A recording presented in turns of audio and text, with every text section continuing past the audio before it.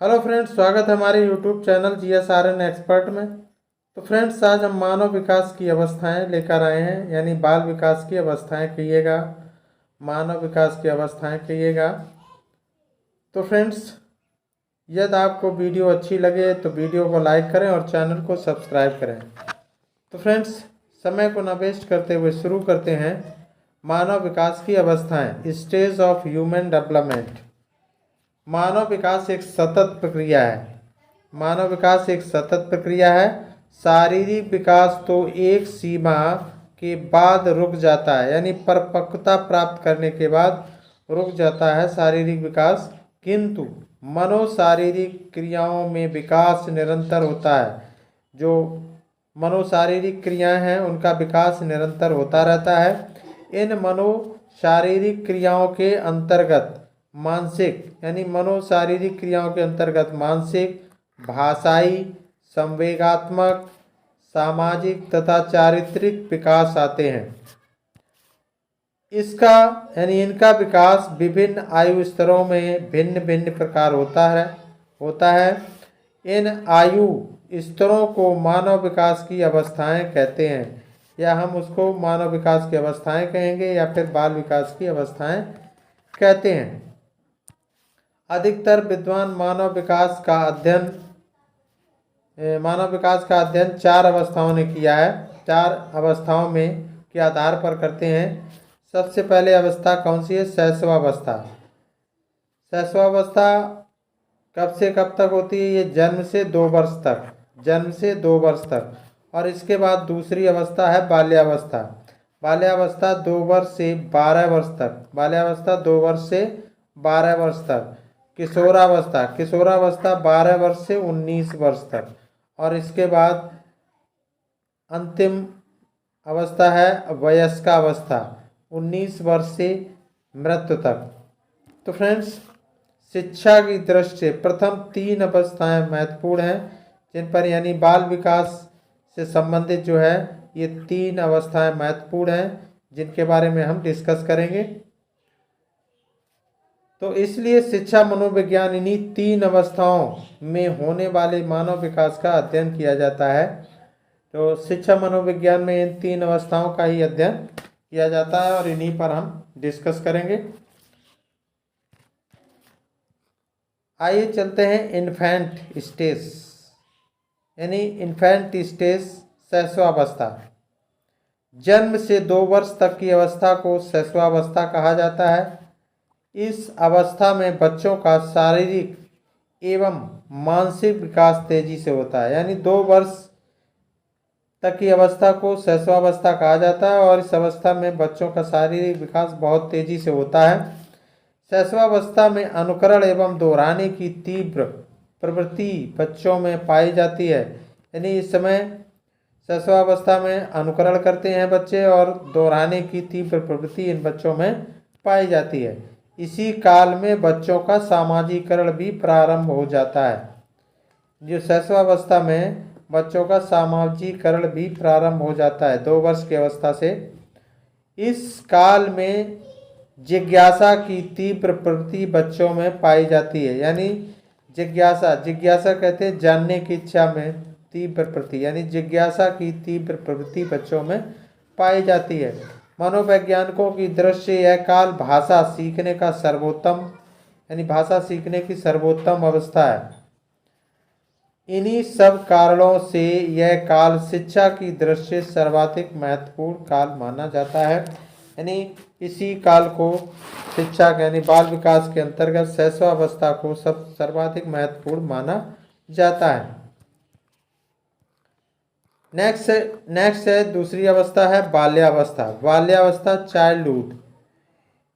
2 से 12 वर्ष तक की अवस्था को बाल्यावस्था कहा जाता है। बाल्यावस्था कब से कब तक होती है? 2 से 12 वर्ष की अवस्था को बाल्यावस्था कहा जाता है। बाल्यावस्था में बालकों की लंबाई एवं भार दोनों बढ़ते हैं, और बाल्यावस्था में बच्चों की लंबाई एवं भार दोनों बढ़ते हैं।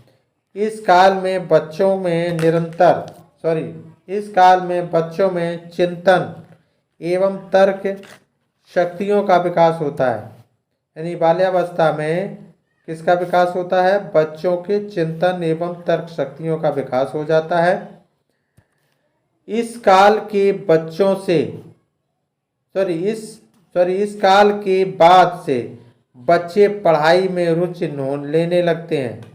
यानी बाल्यावस्था में बच्चे पढ़ाई में रुचि लेने लगते हैं। शैशवावस्था में बच्चे जहां बहुत तीव्र गति से सीखते हैं, वहीं बाल्यावस्था में सीखने की गति थोड़ी मंद हो जाती है, यानी धीमी हो जाती है, किंतु उनके सीखने का क्षेत्र शैशवावस्था की तुलना में विस्तृत हो जाता है। यानी किंतु उनके सीखने का क्षेत्र जो है शैशवावस्था की तुलना में विस्तृत हो जाता है। मनोवैज्ञानिकों की दृष्टि से इस अवस्था में बच्चों की शिक्षा के लिए विभिन्न विधियों का प्रयोग करना चाहिए। यानी मनोवैज्ञानिक दृष्टि से इस अवस्था में यानी बाल्यावस्था में बच्चों की शिक्षा के लिए विभिन्न विधियों का प्रयोग करना चाहिए। नेक्स्ट पॉइंट है किशोरावस्था। किशोरावस्था एडोलसेंस यानी 12 से वर्ष से 19 वर्ष तक की अवस्था को किशोरावस्था कहा जाता है। यह वह समय होता है जिसमें व्यक्ति बाल्यावस्था से परिपक्वता की ओर उन्मुख होता है। इस अवस्था में किशोरों की लंबाई एवं भार दोनों में वृद्धि होती है। यानी किशोरावस्था में बच्चों की लंबाई एवं भार दोनों में वृद्धि होती है, याद रखना है। साथ ही मांसपेशियों में भी वृद्धि होती है। 12 से 14 वर्ष की आयु के बीच लड़कों की अपेक्षा लड़कियों की लंबाई एवं मांसपेशियां तेजी से वृद्धि होती है। यानी 12 से 14 वर्ष की आयु के बीच लड़कों की अपेक्षा लड़कियों की लंबाई एवं मांसपेशियों में तेजी से वृद्धि होती है। 14 से 19 वर्ष की आयु के बीच लड़कियों की अपेक्षा लड़कों की लंबाई एवं मांसपेशियां तेजी से बढ़ती हैं। यानी जो 14 से 19 वर्ष की आयु के बीच जो लड़कियों की अपेक्षा लड़कों की लंबाई व मांसपेशियां तेजी से बढ़ती हैं। इस काल में प्रजनन अंग विकसित होने लगते हैं एवं उनकी काम की मूल प्रवृत्ति जागृत होती है। इस अवस्था में किशोर किशोरियों की बुद्धि का पूर्ण विकास हो जाता है। उनके ध्यान केंद्रित करने की क्षमता बढ़ जाती है और स्मरण शक्ति बढ़ जाती है एवं उनमें स्थायित्व आने लगता है। इस अवस्था में मित्र बनाने की प्रवृत्ति तीव्र होती है।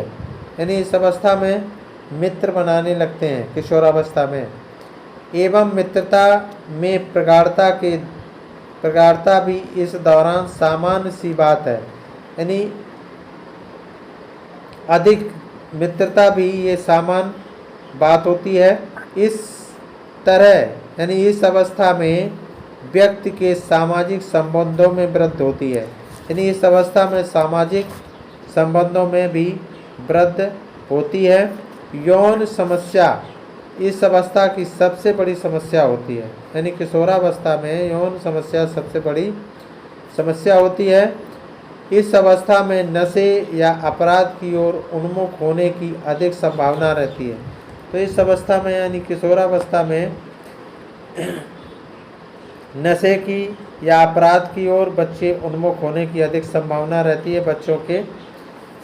इसलिए इस अवस्था को जीवन के तूफान काल कहा भी जाता है। यानी इस अवस्था को जीवन का तूफान काल भी कहा जाता है, यानी आंधी तूफान का काल भी कहा जाता है। तो फ्रेंड्स, आई होप आपको वीडियो अच्छी लगी होगी, तो वीडियो को लाइक करें और चैनल को सब्सक्राइब करें। Thanks for watching the video. फिर मिलेंगे नेक्स्ट वीडियो में, तब तक के लिए नमस्कार।